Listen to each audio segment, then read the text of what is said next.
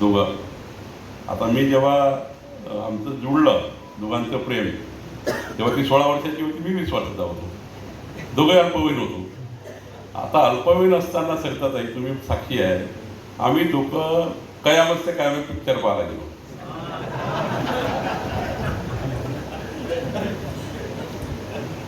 सरिताताईचं घर ते अलंकार टाकीत जेवढून 200 मीटरवर आहे. त्या कयामत से कयामत पिक्चर पाहून बाहेर आल्यावर पोलिसांनी आम्हाला पकडलं. फुलारी साहेब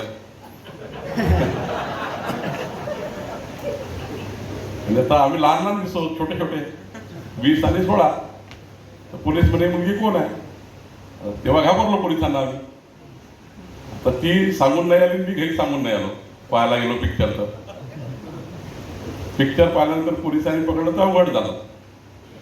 आता 16 वर्षाची माझी बायको, मी 20 वर्षाचा. ती ना घरी सांगतायत आणि मला ना सांगतायत काय केलं आम्ही. पिक्चरच पाहिला होता.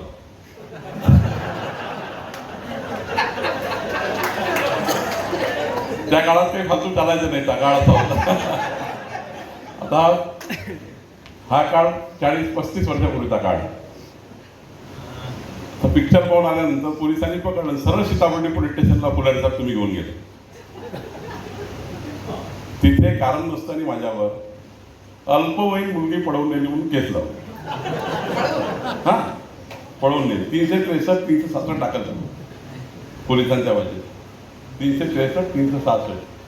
मी 7 दिवस सेंट्रल जेलमध्ये राहतो. सेशन कोर्टाची ट्राय झाली, कारण 363, 367 सेशन ट्रायल आहे. मला 1.5 वर्ष कोर्टात जावं लागतं. माझी बायको जी झाली आहे ती वारंवार सांगायची, मी पळून नाही आलो, मी दोघे पिक्चर पाहायला आलो, मला कोणी पळून नेलं नाही. पोलिसांना ती वारंवार सांगायची, मी काही पळून नाही आली आहे, मी पिक्चर पाहायला आली आहे. पण नाबालिक कुणी तर बयान घेतं कोण? तिच्या आईवडिलांचं बयान घेतलं. आईवडिलांनी सांगितलं हो बाई. आता नाबालिक असल्यामुळे तिचं त्यावेळी पोलिसांनी बयान काही ॲक्सेप्ट केलं नाही.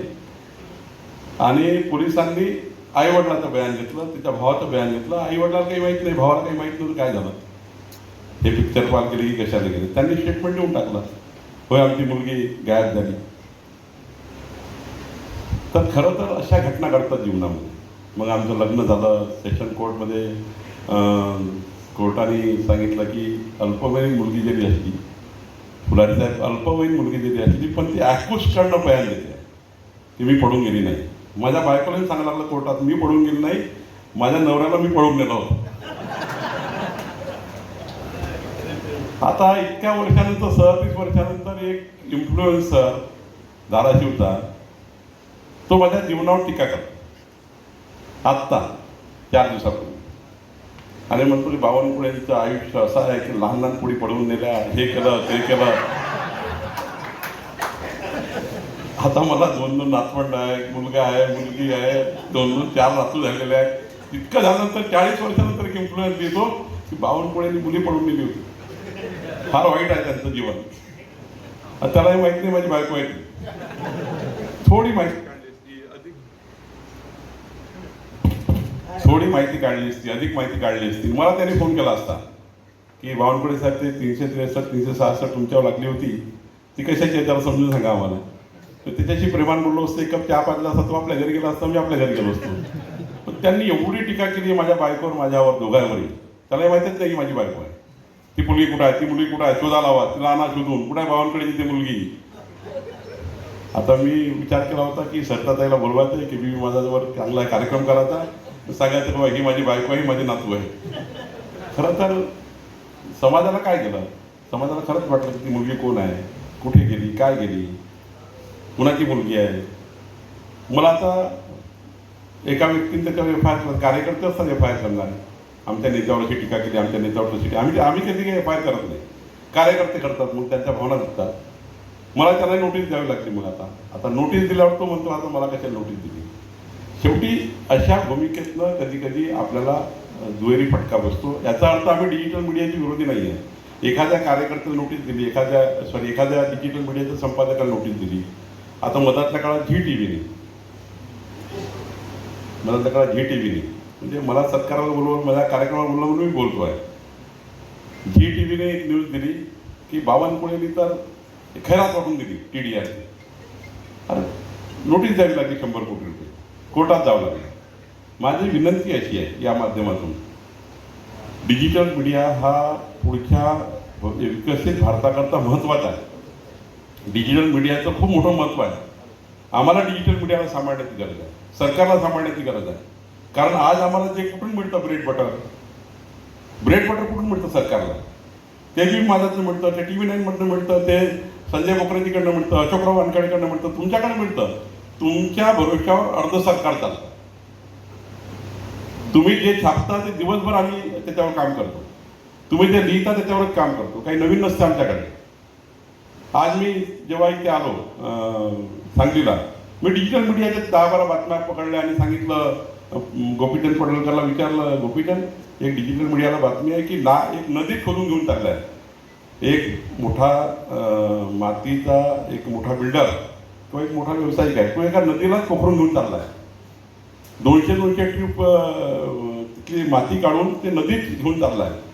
असं नदीला डायव्हर्ट करून टाकलं, नदीचा पूर्ण पात्र खोदून टाकलं आणि 8 कोटी दंड आधीच झालाय. अजून 200 ट्रिप चालवतो आहे. आमच्या तहसीलदारने 1000 रुपयाची पुन्हा परवानगी देऊन टाकली. कुठनं कळलं? तुमच्याकडनं कळलं आहे. माझं महसूल खातं 90% मी पाहतो हे डिजिटल मीडियाकडनं, इलेक्ट्रॉनिक मीडियाकडनं आणि प्रिंट मीडियाकडनं. त्यामुळे हे तुमच्याकडनं आम्हाला सर्व येत आहे. पुढची भूमिका फार महत्त्वाची आहे. मी तुम्हाला एवढंच सांगेल की हे अधिवेशन घेण्याचं जे तात्पर्य संजय बोकरेजी, अशोकराव वानखेडे तुमचं आहे, अत्यंत महत्त्वाचं आहे. या अधिवेशनामध्ये प्रशिक्षण झालं पाहिजे, एकामेकांची देवाणघेवाण झाली पाहिजे आणि पुढच्या काळामध्ये सरकारचं महत्त्व आणि सरकारमध्ये तुमचं महत्त्व हे अधोरेखित झालं पाहिजे. मी एवढंच सांगेन, राज्याच्या जबाबदार मंत्रिपदावर मी आहे. एका पक्षाचा एका पक्षाचा सत्ताधारी पक्षाचा एक जबाबदार पदाधिकारी आहे, पक्षाचाही पदाधिकारी आहे आणि जबाबदार मंत्री आहे. मी तुम्हाला विनंती करतो, डिजिटल मीडियाचं संपूर्ण हित जोपासण्याची जबाबदारी सरकारची आहे. ते आम्ही सरकार सांभाळू. तुम्ही सांगितलेलं ते निर्णय आपण करून घेऊ. डिजिटल मीडियाच्या पाठीशी सरकारने खंबीरपणे उभं राहायला पाहिजे का तर राहिलं पाहिजे. 100% सरकार उभं राहील. संजय बोकरेजी ज्या काही मागण्या तुम्ही केल्या त्या मागण्या सरकार पूर्ण करेल. देवेंद्र फडणवीस सरकार हे खऱ्या अर्थाने आम्ही तुम्हाला खूप महत्त्व देणारे सरकार आहे. जे मागणी कराल ती मागणी आपण पूर्ण करू, जे नियमानुसार आहे. पण माझी विनंती आहे की पुढच्या काळामध्ये मी हे व्यक्तिगत प्रश्न सांगितले, व्यक्तिगत विषय सांगितले, हे मी माझ्यावरनं अनेक लोकांचं उदाहरण दिलं.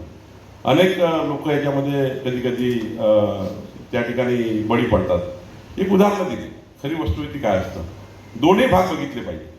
तुमचं व्यक्ती स्वातंत्र्य बघितलंच पाहिजे, पण दुसरं जागे बघितलं पाहिजे. आणि मग वाटल्यास तुम्हाला वाटलं की हे खोटं आहे, माझं खरं आहे, तर मग तुम्ही त्या ठिकाणी शेवटपर्यंत रेटत नेलं पाहिजे. एवढीच माझी विनंती आहे.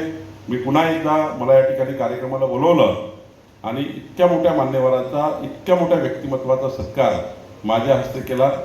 मला विश्वास आहे संजय बोकरेजी, अशोकराव वानखेडेजी, ज्या व्यक्तिमत्वाचा सत्कार आपण केला हे व्यक्तिमत्व फार मोठे होणार आहे. हे महाराष्ट्राचं भविष्य आहे सर्व. तुम्ही बघा, 10 वर्षानंतर जेव्हा आपण पुन्हा इथे येऊ सांगलीला, सरताताई फार मोठ्या झाल्या असतील, फुलारीजी फार मोठे झाले असतील, नवनाथ पण फार मोठा झाला असेल. कारण यांच्या जीवनामध्ये त्यांनी केलेला जो काम आहे ते फार मोठा आहे. आणि त्यामुळं सत्कार हा अपेक्षेचा, आशाचा आहे. आणि आपल्या अपेक्षा आणि आशा या सत्काराच्या मान्यवर जे आपले 8ही सत्कार मूर्ती आहेत त्या पूर्ण करतील. ज्या अपेक्षेने आपण त्यांना सत्कार केला आहे त्या अपेक्षा पूर्ण करतील अशी मला या ठिकाणी सांगायचं आहे. पुन्हा एकदा डिजिटल मीडियामध्ये आलेल्या सर्व या ठिकाणी अधिवेशनात आलेल्या सर्व प्रतिनिधींचं मनापासून अभिनंदन करतो. आज संजय बोकरेजींनी मला तुमच्यासमोर बोलण्याची संधी दिली, त्याबद्दल संजय बोकरेचे आभार मानतो. एक त्यांनी जो विषय मांडला आहे की 10 एकर जागा त्यांनी इथल्या क्रीडा संकुलाला सरकारला दिली, त्याऐवजी 10 एकर जागा त्यांच्या संस्थेला त्यांनी परत करावी. जिल्हाधिकाऱ्यांना मी सूचना दिलेल्या आहे. जिल्हाधिकारी तात्काळ प्रस्ताव पाठवतील आणि संजय बोकरेजी आपली ही मागणी पूर्ण करू. पण हे करत असताना त्या ठिकाणी डिजिटल मीडियाचं हित जोपासलं जावं अशी विनंती करतो. धन्यवाद.